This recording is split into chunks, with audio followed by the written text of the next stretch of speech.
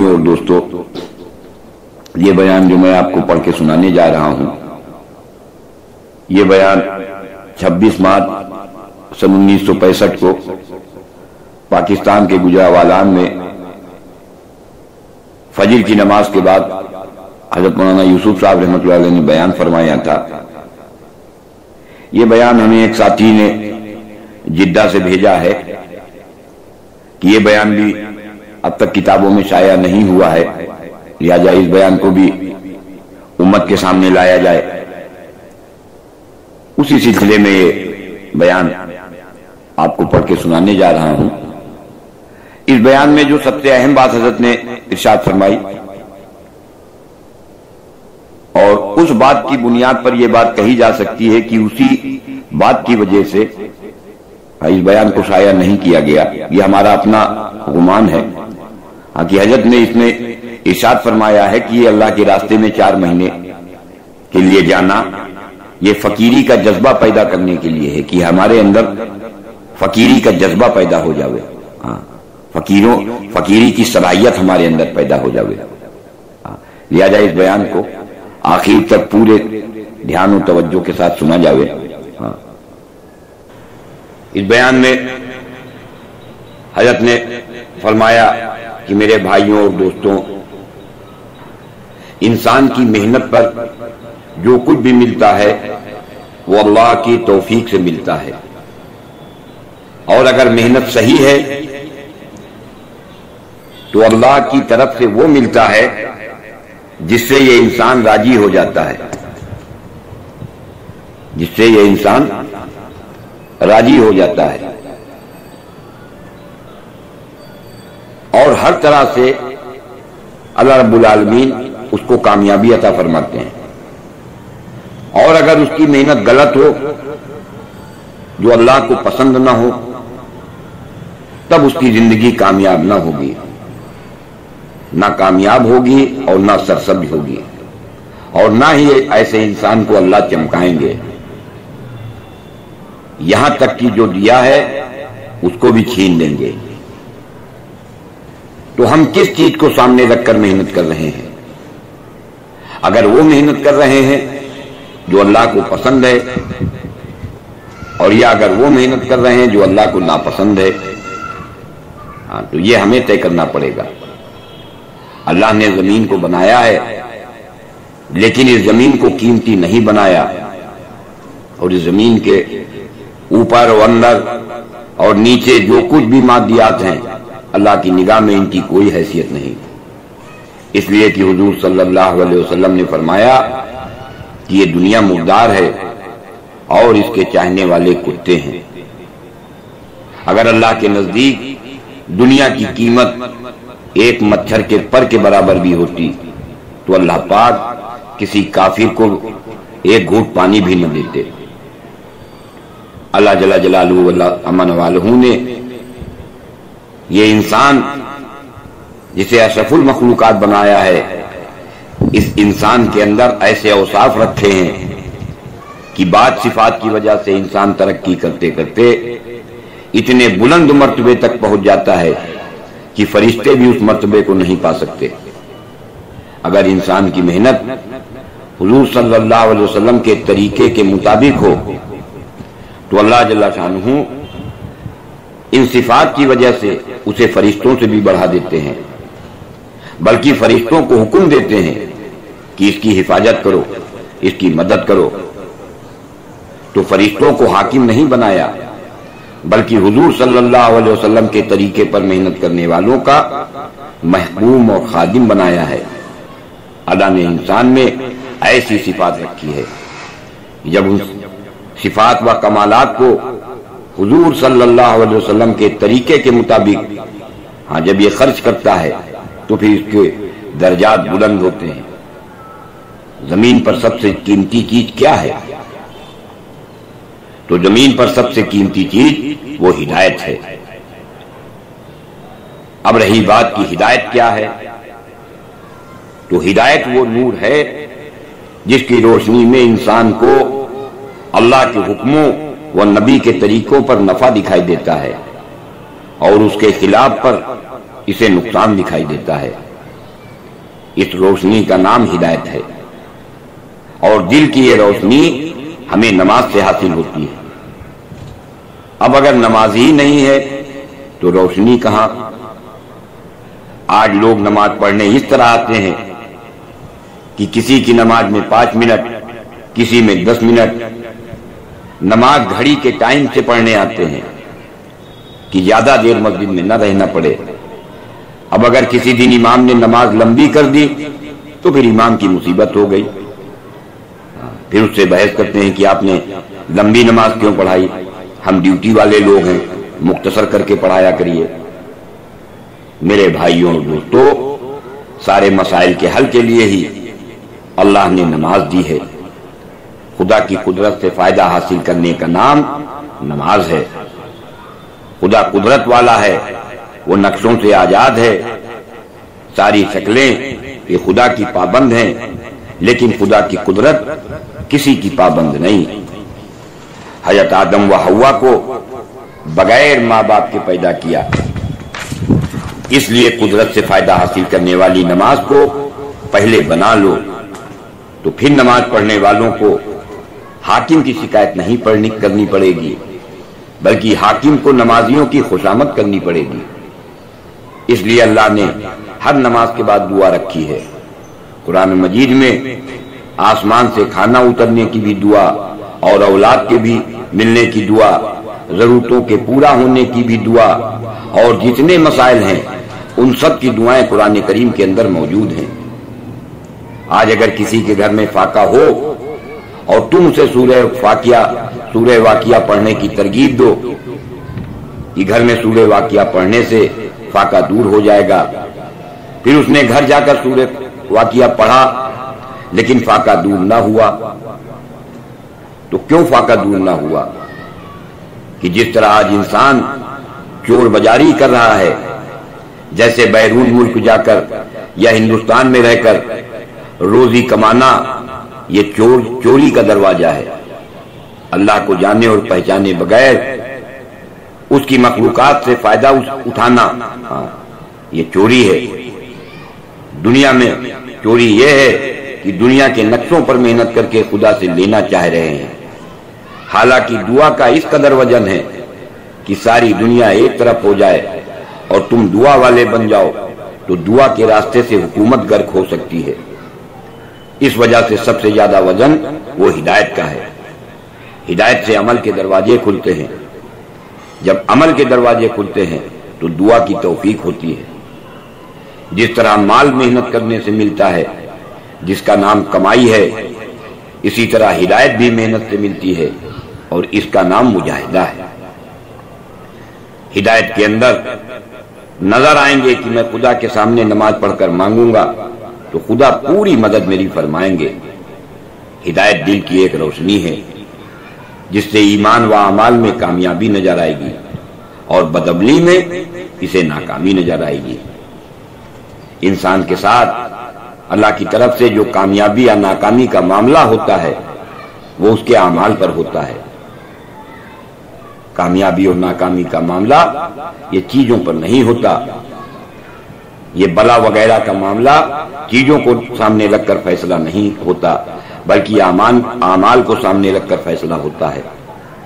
کامیابی اور ناکامی شکلوں میں نہیں ہے بلکہ عمل میں ہے، جیسے اعمال ویسا فیصلہ۔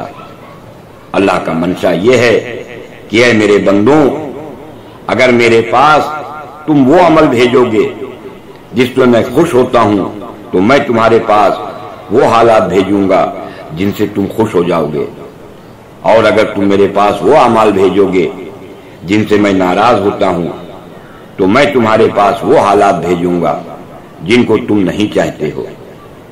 اگر انسان اعمال پر جم جائے تو پہلی کامیابی عملوں پر دنیا میں آئے گی اور دوسری کامیابی اسے آخرت میں ملے گی۔ اعمال انسان کے اعضاء و جوارے سے نکلتے ہیں، اگر اعضاء صحیح ہو گئے تو حالات درست ہوں گے۔ اعمال کی محنت پر ہمیشہ ملے گا اور ملتا رہے گا۔ انبیاء علیہ السلام اسی وجہ سے آئے کہ انہوں نے سر سے پیر تک کے اعمال پر محنت کرائی۔ اور سارے انبیاء انسان کا رخ موڑنے کے لیے ہی بھیجے جاتے تھے۔ انبیاء علیہ السلام دو چیزوں کو سامنے رکھ کر اپنی محنت کرتے تھے کہ پہلا کلمہ اور پھر نماز، جس کے متعلق آج لوگ کہتے ہیں کہ یہ کام تو کلمے و نماز کا بڑا اچھا ہے، لیکن صرف نماز سے کیسے کام چلے گا، اور یوں کہتے ہیں کہ خالی نماز سے کیا ہوگا، اس کے ساتھ اور بھی تو کچھ کرو، کیونکہ پیٹ کا بھی مسئلہ ہے۔ تم خالی دل کا یقین لے کر اگر بیٹھ گئے ہاں تو اس سے کیا ہوگا؟ ارے گدھے، دل بھی جب ہے جب پیٹ ہے، حالانکہ دل پیٹ سے ہے، پیٹ دل سے نہیں ہے، یہ حقیقت ہے، اور لوگ دھوکے میں ہیں۔ ہاں یہ سمجھتے ہیں ہاں کہ دل پیٹ کی وجہ سے ہے، حالانکہ پیٹ ہاں یہ دل کی وجہ سے ہے۔ آج کھانے کی طرف سے جتنا وجرا حریص ہیں اتنا کتا بھی حریص ہے۔ یہ کھانے کے لیے کتوں کی طرح مارے مارے پھرتے ہیں۔ جن اعمال سے آخرت کے مسئلے حل ہوتے ہیں انہی اعمال سے دنیا کے مسائل بھی ٹھیک ہوتے ہیں۔ اس لیے سب سے پہلا عمل وہ کلمہ و نماز ہے۔ اگر یہ ٹھیک ہے تو سب ٹھیک ہے، اور اگر یہ بگڑا تو سب بگڑ جائے گا۔ جس کا پیالہ ہوتا ہے اسے اختیار ہوتا ہے کہ اس کے اندر وہ جو چاہے ڈالے۔ یہ دنیا کی ساری مخلوق یہ پیالے کے مانند ہے، اللہ اس میں چاہے کامیابی رکھیں اور چاہے ناکامی، چاہے حالات کو بناویں اور یا حالات کو بگاڑے۔ خدا کی قدرت کا تعلق کائنات سے نہیں ہے بلکہ صفات کے ساتھ ہے۔ اس طرح یہ دو الگ الگ راستے ہیں، ایک قدرت سے فائدہ حاصل کرنا اور دوسرا قدرت سے بنے ہوئے سے فائدہ حاصل کرنا۔ اس وقت مسلمان قدرت سے فائدہ حاصل کرنے کے روپ سے ہٹ کر وجود پائی ہوئی چیزوں سے فائدہ حاصل کرنے پر پڑ گیا ہے۔ جس طرح فقیری و غریبی یہ ناکامی کا ضابطہ نہیں ہے، اسی طرح امیری بھی کامیابی کا ضابطہ نہیں ہے۔ خدا کے یہاں دعا والا کامیاب ہے۔ قدرت کے استفادے میں شکل کو سامنے نہیں رکھا جاتا کہ اللہ پالیں گے، شکل سے پالیں گے۔ دعا کا راستہ قدرت سے فائدہ حاصل کرنے کا راستہ ہے، ہاں یہ شکل سے فائدہ حاصل کرنے کا راستہ نہیں ہے۔ آج بول الگ ہیں اور عمل الگ ہیں، حالانکہ دونوں کو ایک ہونا چاہیے۔ اب اگر تم دعا کے راستے میں آنا چاہتے ہو تو تمہارے سامنے وزیر اور جھوپڑے کے درمیان کوئی فرق نہ ہو، یہ اللہ اکبر ہے۔ دوسرا محمد رسول اللہ یہ ہے کہ جو چھوٹا ہے اس سے کچھ نہیں ہوتا، جو بڑا ہے وہی کرتا ہے۔ اللہ تعالیٰ اپنی قدرت کا استعمال چیزوں پر نہیں کریں گے بلکہ محمد صلی اللہ علیہ وسلم کے طریقے عمل پر کریں گے۔ اللہ کی قدرت سے سر سے پیر تک حضور صلی اللہ علیہ وسلم کے اعمال و طریقے کے راستے سے ہاں یہ فائدہ اسی راستے سے ملے گا۔ اب پہلے یہ یقین جماؤ کہ چاند کی قیمت ایک انگلی کے برابر بھی نہیں۔ اب اس کے بعد یہ اندازہ لگاؤ کہ آپ کے اعمال کی قیمت وہ کتنی بڑی ہے۔ حالانکہ اولیاء اکرام ان چیزوں کو جن کے پیچھے ہم پڑے ہوئے ہیں ان کو اپنے قریب نہیں آنے دیتے تھے۔ اللہ کی قدرت سے فائدہ حاصل کرنے کے لیے چیزوں سے یقین ہٹا کر محمد صلی اللہ علیہ وسلم کے طریقے پر فائدہ حاصل کرنے کا یقین بنانا ہوگا۔ اب اس کے لیے ضروری ہے کہ قرآن و حدیث سیکھا جائے کہ کس نماز پر اللہ کی طرف سے مدد آئے گی اور کس طرح سے نماز کس طرح ہماری ہونی چاہیے۔ پھر نماز کی شکل کو سیکھا جاوے کہ کس طرح نماز ہوتی ہے، اس کا نام مسائل ہے۔ تو کلمے والا یقین اور فضائل والا عمل اور مسائل والی شکل اور دھیان کے ساتھ غیروں سے کٹ کر نماز کا پڑھنا یہ خشوع والی نماز ہے۔ اس میں اللہ کا دھیان ضروری ہے۔ خدا کے فیصلے کے ساتھ زندگی بنتی ہے اور خدا کے فیصلے عبادت اور دعا پر ہوتے ہیں۔ عبادت اور دعا کے لیے ہدایت کی ضرورت ہے۔ ہدایت علم کا نام نہیں ہے۔ آج کل پڑھے لکھے ہوئے لوگ بھی ہدایت پر نہیں ہیں۔ یہ علم، یہ ہدایت کی صورت ہے۔ اس میں اللہ تعالیٰ جب حقیقت ڈالیں گے تو اس حقیقت کا نام ہدایت ہے۔ علم تو کافر کو بھی دے دیتے ہیں۔ آج کل نصارہ عیسائیوں کے یہاں قرآن و حدیث، شرح حدیث، اسماء رجاد اور سیرت پر تفصیص ہے، لیکن اس علم نے ان کو کلمہ نماز تک نہیں پہنچایا۔ لوگ علم پر محنت کرتے ہیں مگر ہدایت پر محنت نہیں کرتے۔ اسی وجہ سے مال سے کامیابی ملتی نظر آتی ہے۔ یہی ضلالت ہے۔ ضلالت یہ ہے کہ چیزوں میں کامیابی نظر آئے، قرآن و حدیث کے اندر کامیابی نہ نظر آئے۔ اب علم کسے کہتے ہیں؟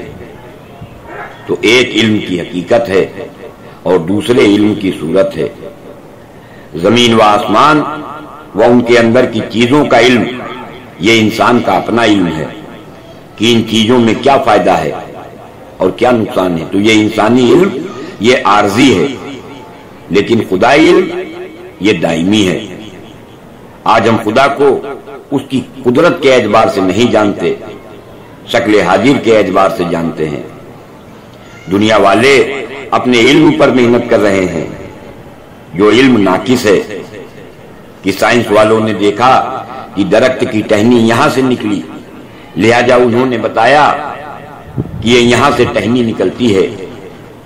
اب اس ٹہنی کو اور جس درخت سے یہ درخت نکل رہا ہے خدا نے کیسے بنایا ہے اور کہاں سے بنانے کا اس کا سلسلہ چل رہا ہے، خدا کی قدرت کس طرح حاوی ہے، نہ سائنس والوں کو اس کا علم ہے اور نہ عام انسانوں کو اس کا علم ہے۔ اس لیے علم انسانی ناقص ہے اور یہ علم جہالت ہے۔ یہ علم جہالت ہے۔ جہالت خالص نہ جاننے کا نام نہیں ہے، بلکہ غلط جاننے کا بھی نام جہالت ہے۔ جس طرح کسی چیز کا نہ جاننا جہالت ہے، اسی طرح کسی چیز کو غلط جاننا یہ بھی جہالت ہے۔ کہ آپ نے وزیر کو وزیر نہ جانا تو یہ جہالت ہے، اور اگر وزیر کو گدھا جانا تو یہ بھی جہالت ہے۔ علم تو صحیح جاننے کا نام ہے۔ گدھے کو گدھا جاننا یہ علم ہے، اور اس کو کچھ اور جاننا یہ جہالت ہے۔ اور جو یہ کہے کہ فلاں سے یوں ہوا اور فلاں سے یہ ہوگا تو وہ شخص ایسا کہنے والا وہ جاہل ہے۔ اعمال کے اعتبار سے یہ جاننا نہ ہوا، اس لیے یہ مطلق جاہل ہے، اور اسی جہالت پر اللہ کی طرف سے ناکامی آتی ہے۔ جو لوگ سرمایہ حکومت، تجارت اور زمین وغیرہ پر محنت کر رہے ہیں ان کے ناکام ہونے کے لیے دوزخ ہے۔ تو ایک رخ دنیا والوں کا یہ ہے کہ جب سارے کے سارے جہالت پر محنت کریں تو یہ سب ناکام ہوں گے، اور دوسرا رخ دنیا اور آخرت کا یہ ہے کہ انسان علم کے راستے سے کامیابی حاصل کرے۔ آج دنیا والوں کی زندگی اکثر جہالت پر ہے۔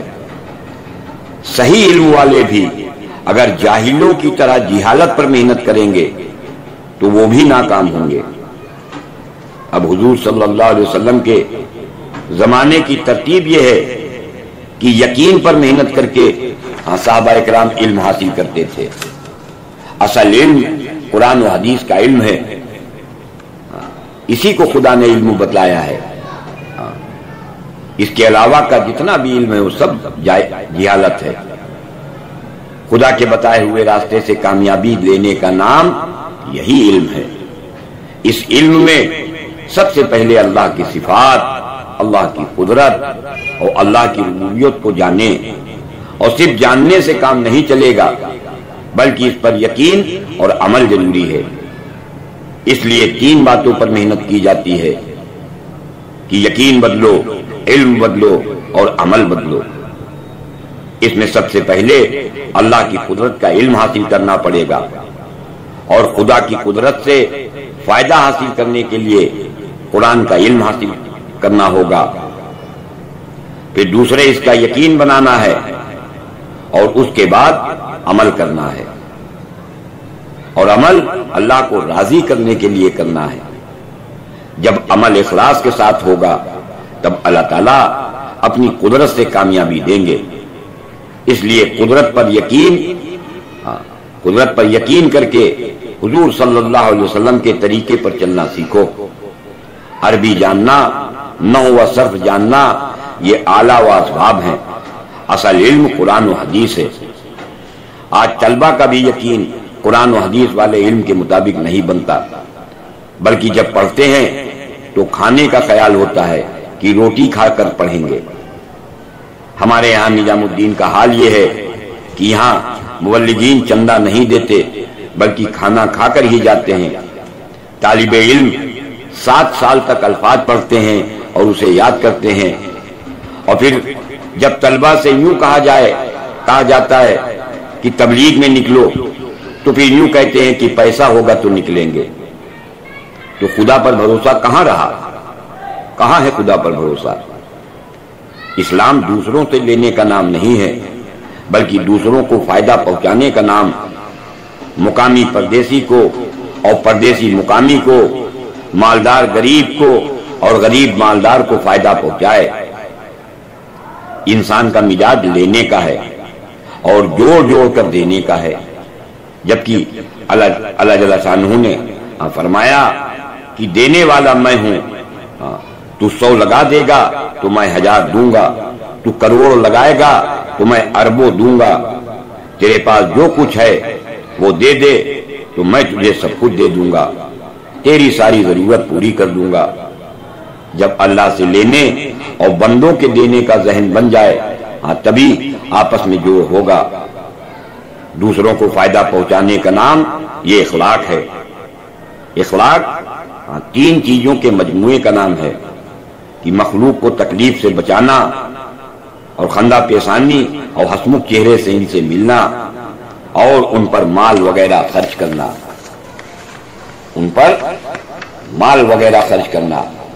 اس طرح ایک کارخانہ عبادت ہے، اس کارخانے کا نام اخلاق ہے۔ اخلاق اس وقت آئے گا جب عبادت آ جائے۔ اگر ایسی نماز ہو جائے کہ ہر مسئلے کا حل ہو جائے تو آپ کو یہ فکر ہوگی کہ ہم انسان کو فائدہ پہنچائیں تاکہ اللہ کی طرف سے ہمارے لیے آمد کا راستہ کھل جائے۔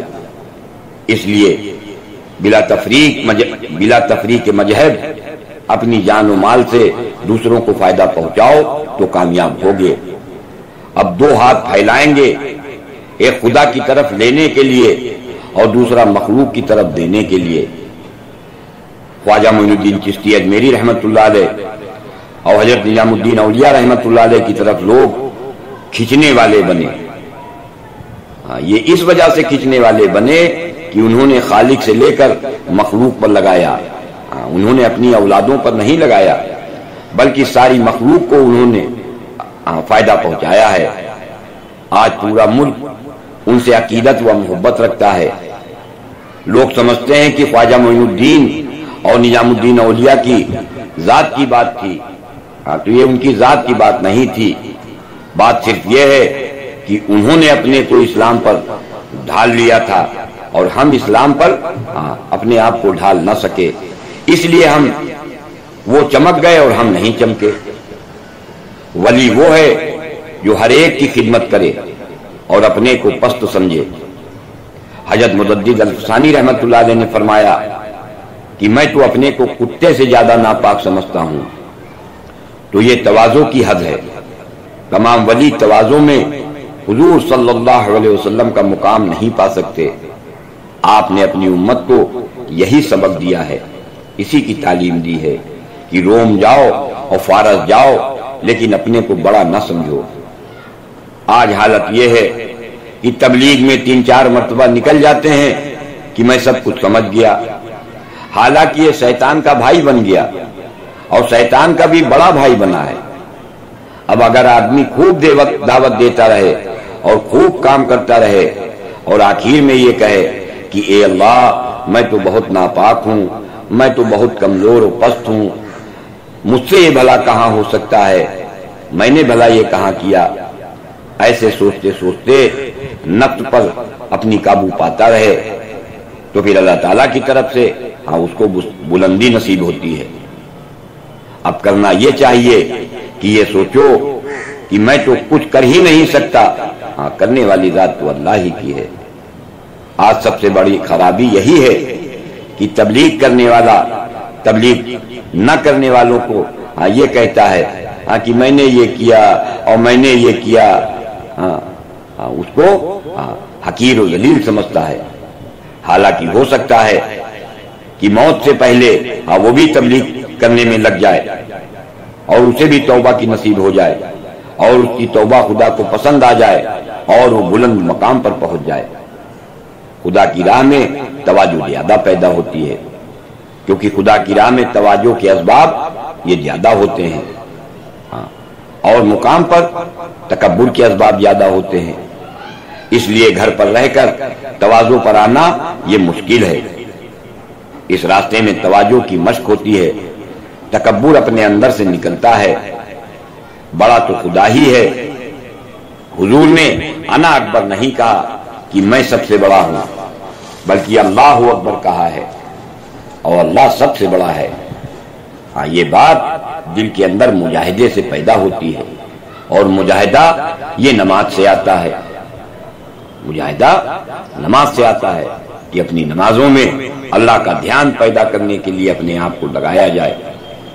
دو دو رکعت میں ایک ایک گھنٹہ اور ڈیڑھ گھنٹہ اس کا مجاہدہ کیا جائے، اس کی مشق کی جائے۔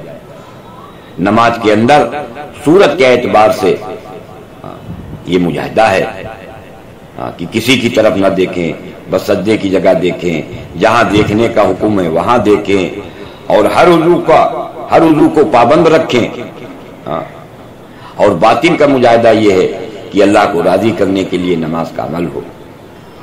اسی طرح تبلیغ کے اندر بھی ظاہر کے اعتبار سے ہر عضو کو پابند رکھیں، 6 نمبروں کے اندر پابند رہیں، اور یہ اندر کے اعتبار سے مجاہدہ ہوگا کہ ملک و مال حاصل کرنے کے لیے نہ ہو، یہ سب کچھ اللہ کو راضی کرنے کے لیے ہو۔ اس میں سب سے پہلے اللہ کو راضی کرنے کا یقین اور نیت بھی خالص اور ہر عضو کا پابند، ان 3 چیزوں کا نام مجاہدہ ہے۔ اللہ تعالیٰ نے سورہ عنکبوت کی آیت نمبر 69 میں فرمایا ہے کہ جو لوگ ہمارے راستے میں مجاہدہ کریں گے ان کو بالضرور ہدایت دیتے رہا کریں گے۔ اس لیے اس راستے میں نکل کر مجاہدہ کر کے پھر ہدایت کی دعا کرو کہ اللہ تعالیٰ ہمارے دلوں میں ہدایت کا وہ نور داخل فرما دے۔ لیکن ہمارا حال یہ ہے کہ جو بے قیمت چیزیں ہیں ان کو ہم قیمتی سمجھ رہے ہیں، اور جو قیمتی چیز ہے اس کو بے قیمت سمجھ رہے ہیں۔ اس لیے جو جتنا زیادہ اخلاص کے ساتھ جس قدر اس طرز پر محنت کرے گا اور اس طرح سے وقت لگائے گا جیسا بتلایا گیا، اس کو اسی قدر پھر وہ نور ملے گا۔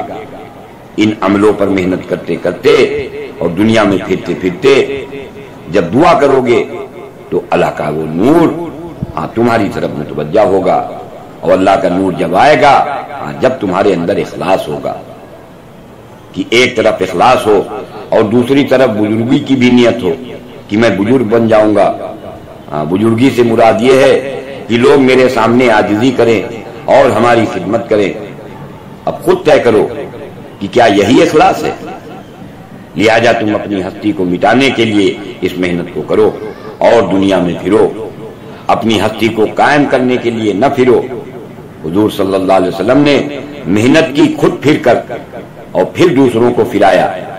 اسی وجہ سے 2 کام ہیں، خود نقل و حرکت کریں اور جہاں جائیں وہاں کے لوگوں کو پھر باہر نکالیں کہ وہ بھی اللہ کے راستے میں نکلے، تو پھر پھرنے اور پھرانے والے یہ دونوں بنیں گے۔ حضور صلی اللہ علیہ وسلم کے علاوہ اور انبیاء علیہ السلام نے صرف پھرنا، ان کے اندر پھرنا تھا، پھرانا نہیں تھا، بلکہ اپنی جگہ اپنے علاقے میں انہوں نے محنت کی۔ لیکن حضور صلی اللہ علیہ وسلم نے خود پھر کر صحابہ کو پھرایا۔ یہ تو اللہ نے خاص فضل فرمایا ہے کہ پھرنے والی صفت حضور صلی اللہ علیہ وسلم کے واسطے سے اس امت کو نصیب فرمائی ہے. یہی خصوصیت اس امت کی ہے. یہ انبیاء والا کام ہے جس کے لیے آج 10 دن دینا مشکل ہو رہا ہے، اور اگر وزیر بننے والا کام ہو تو آدمی پوری زندگی دینے کو تیار ہے. آج ماحول مال کے کمانے کا بنا ہوا ہے کہ ہم مال کما کر لے رہے ہیں، ہم مال کما کر لے رہے ہیں تو یہ قارونی نعرہ ہے. ہم حکومت کر کے لے رہے ہیں، یہ فرعونی نعرہ ہے. اور حضور صلی اللہ علیہ وسلم نے دعا فرمائی کہ اے اللہ مجھے مسکین بنا کر زندہ رکھ، مسکین بنا کر موت دے، اور مسکین کی جماعت کے ساتھ میرا حشر فرما. ہمیں بھی اس کی دعا کرنی چاہیے کہ اللہ تعالیٰ مجھ کو فقراء میں شامل کر لے، تاکہ ہمیں برداشت کرنا آ جائے، جان و مال قربان کرنا آ جائے. 3 چلے سے فقیر بننے کا جذبہ پیدا ہوتا ہے، کیونکہ شیطان فقر سے ڈراتا ہے. جب ایمان و نماز کبھی ہوتا ہے تو فقیر بنائے جاتے ہیں. 3 چلے فقیر بننے کے لیے نہیں ہیں، بلکہ فقیر بننے کی تیاری کی صلاحیت کے لیے ہیں. آج دنیا کے سارے حربوں کا تو یہ فقیری ہے. استاد ہو یا کوئی اور ہو، حضرت ابوبکر و عمر کماتے تھے لیکن فقیر تھے. حضرت محمد صلی اللہ علیہ وسلم نے بعد نبوت نہیں کمایا، وہ بھی فقیر تھے. فقیری اس وقت ملے گی جب برداشت کرنا آ جائے اور کسی کے آگے ہاتھ نہ پھیلایا جائے. ایک مرتبہ حضور صلی اللہ علیہ وسلم نے فرمایا صحابہ سے کہ بیعت ہو جاؤ. تو صحابہ نے عرض کیا کہ یا رسول اللہ کس چیز پر؟ تو آپ نے فرمایا کہ اس بات پر بیعت کرو کہ کسی سے کچھ نہ مانگو گے. اگر تم اللہ کے یہاں فقیر بن گئے تو اللہ کے یہاں تمہاری ایسی چلے گی کہ جو بھی خواہش ہوگی وہ ملے گی. ہمارا حال یہ ہے کہ دعا فقیری کی مانگتے ہیں، اور جب اللہ اس دعا کو قبول کر لیتے ہیں تو بھاگنا شروع کر دیتے ہیں. جب بندہ دعا قبول ہونے کے بعد اس پر عمل نہ کرے تو پھر خدا نالائق کہنے کے بعد ایسے انسان کو مردود قرار دیتے ہیں. اس لیے فقیری کی دعا نہیں کرنی چاہیے، بلکہ پہلے فقیری کی تمنا کرنی چاہیے کہ اللہ تعالیٰ ہمارے ایمان کو روشن کرے. جس روشنی کی وجہ سے فقیری چلتی ہے، اگر اللہ کے فقیر بن جاؤ تو دنیا تمہارے قدموں میں آئے گی. اب ایسا بننے کے لیے بتلاؤ کون کون تیار ہے؟